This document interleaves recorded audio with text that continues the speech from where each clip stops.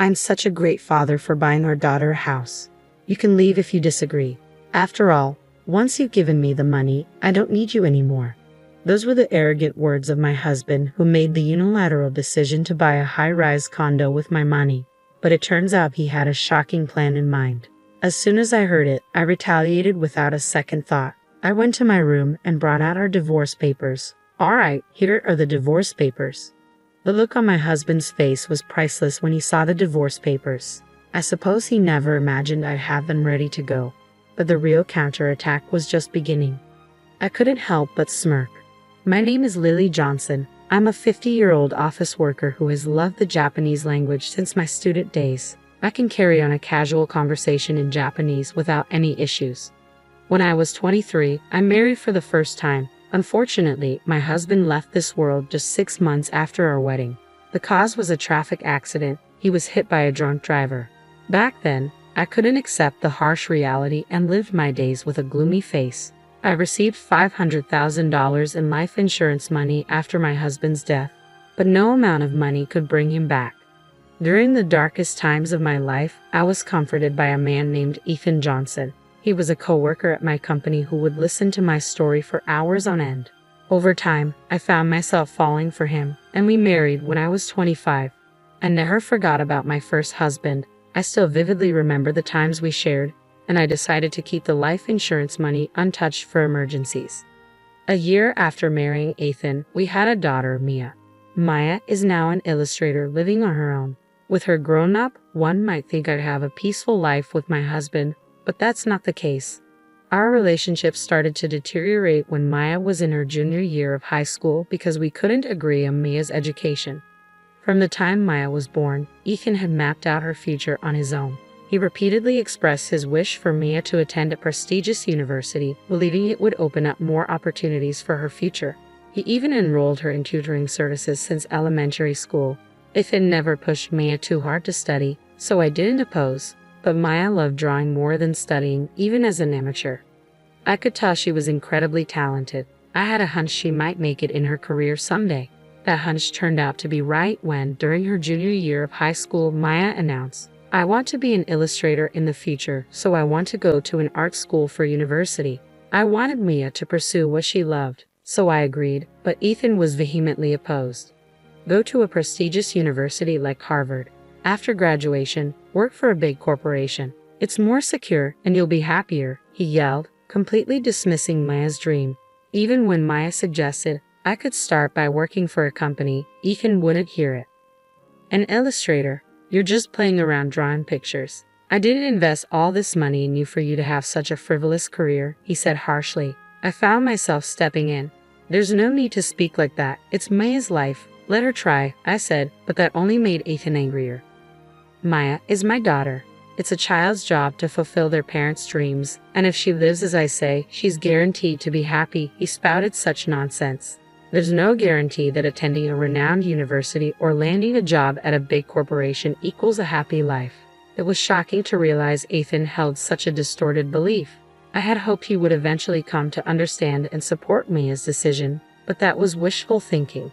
Despite our attempts to persuade him, our efforts were in vain. A deep rift formed between us. While I took on all the financial responsibility for Mia's education and living expenses, he seemed dissatisfied.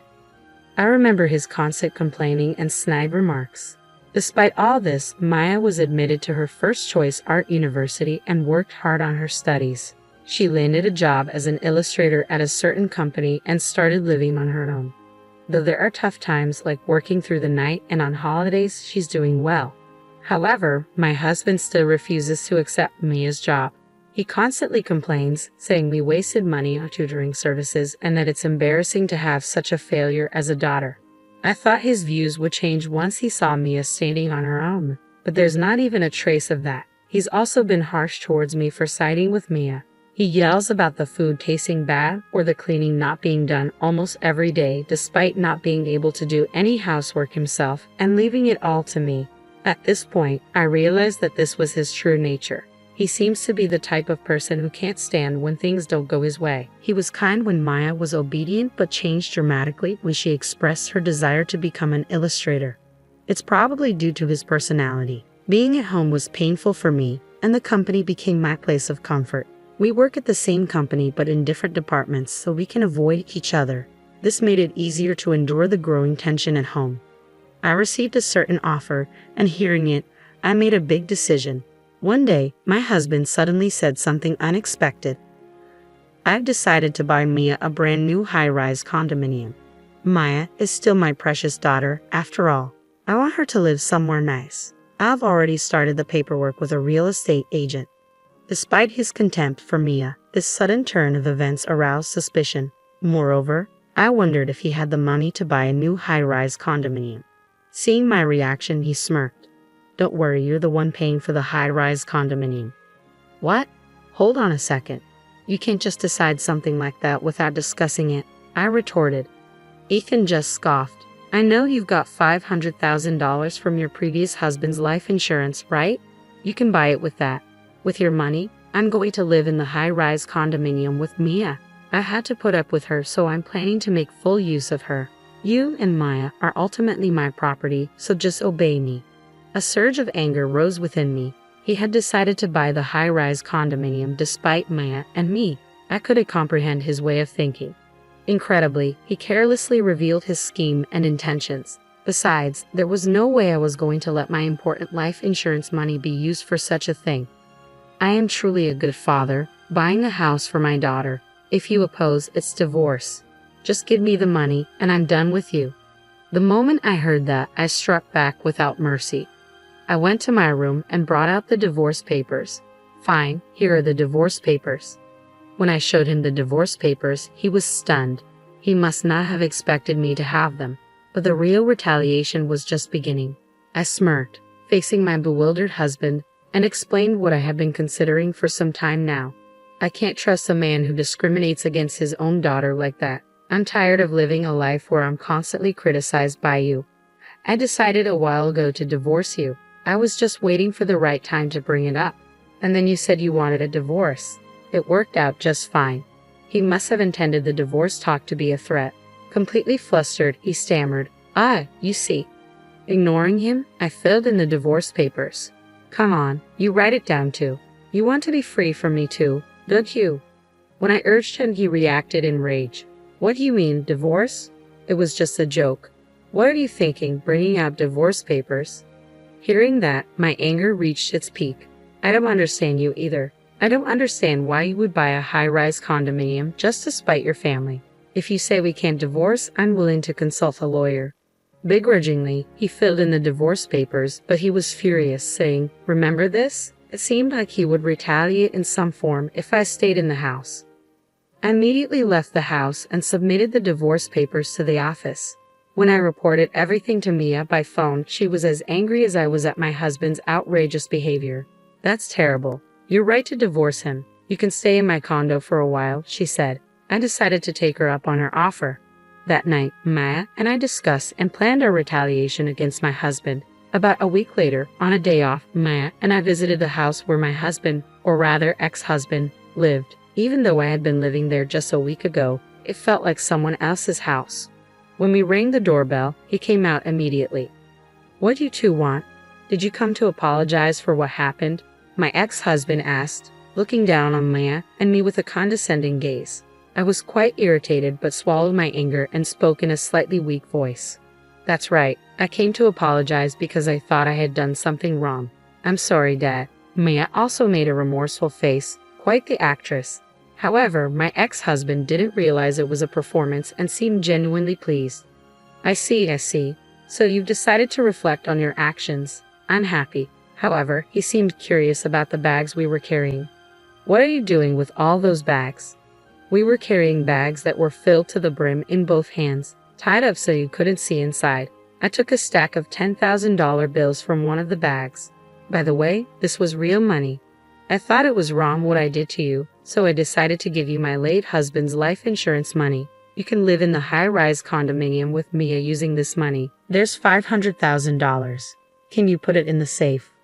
My ex-husband was entranced by the $10,000 stack of bills. Sure, please put it in the safe, he said, easily letting Mia and me into the house. Even though it had only been a week since we left, The house was littered with laundry and garbage. Come to think of it, my ex-husband was very bad at tidying up and doing housework. Imagining that he must be having a hard time living alone, I couldn't help but smile. Maya and I stuffed the contents of the bags into the safe. However, we put the $10,000 we showed him back in the bag, not in the safe. Fortunately, he wasn't watching us as he went to the kitchen, saying, "I'll make some tea."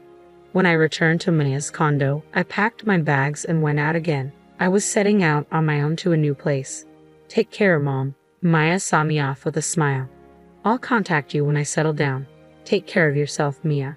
I left Maya's condo with a smile on my face. 2 days later, I was asleep in my new home.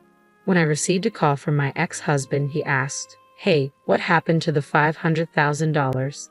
There's nothing but garbage in the safe."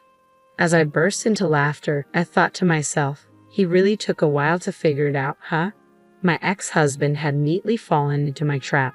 The majority of what was in those bags was simply scrap paper. I had rolled up unwanted newspapers and filled the bags. I told him that each bag contained $500,000, but that was a lie to gain his trust.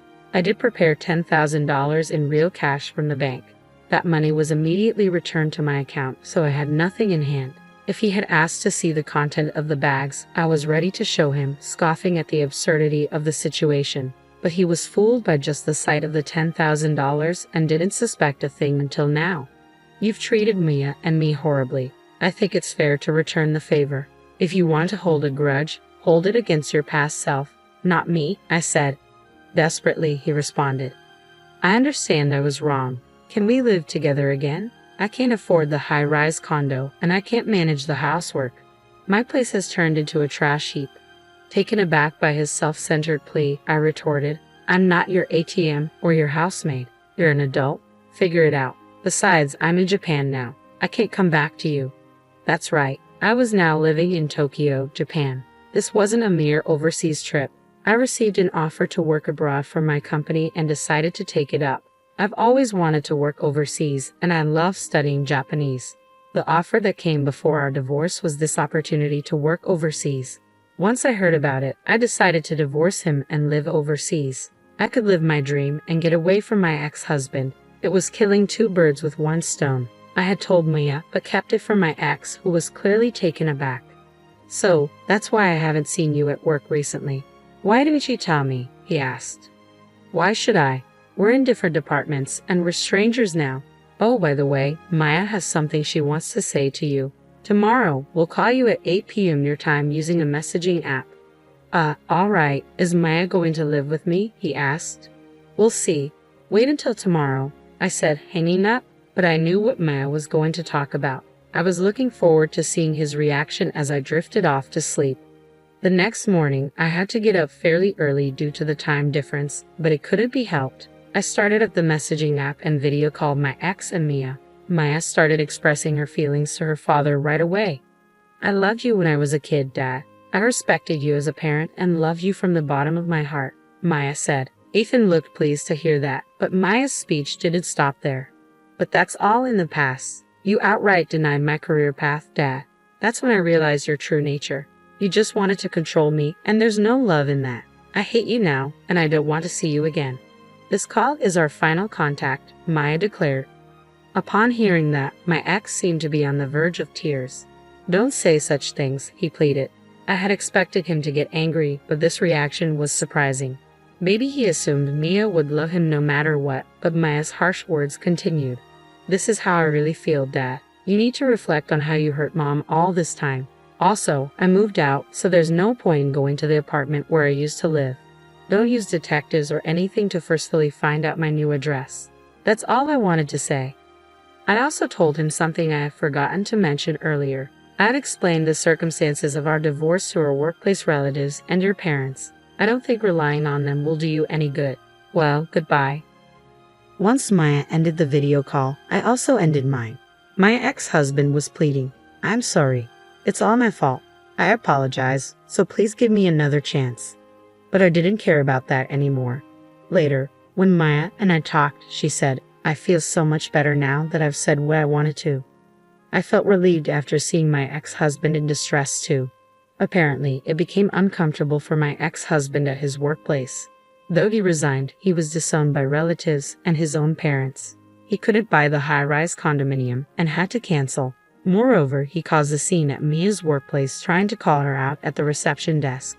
He was immediately locked out and banned from the premises. My ex-husband, who kept repeating his selfish behavior, ended up losing everything instead of gaining anything. He seems to have lost all his energy and is now living as a recluse at home. A colleague wanted to ask him something about the handover of work and tried to contact him, but he didn't answer. The colleague went to his house reluctantly, where he found my ex-husband looking lifeless with a thick beard. He looked like a ghost, and a bad smell was coming from the room. According to the colleague, his house is probably in a state of garbage dump. Looking at my ex-husband living such an unfortunate life, I couldn't help but think he got what he deserved. On the other hand, I am enjoying my job overseas. I do hate cultural barriers being surrounded by foreigners, but I overcome them by carefully communicating. I can use my proficiency in Japanese, and I'm really glad I transferred overseas. Maya is working hard as an illustrator, and it seems like she's been given some big projects recently.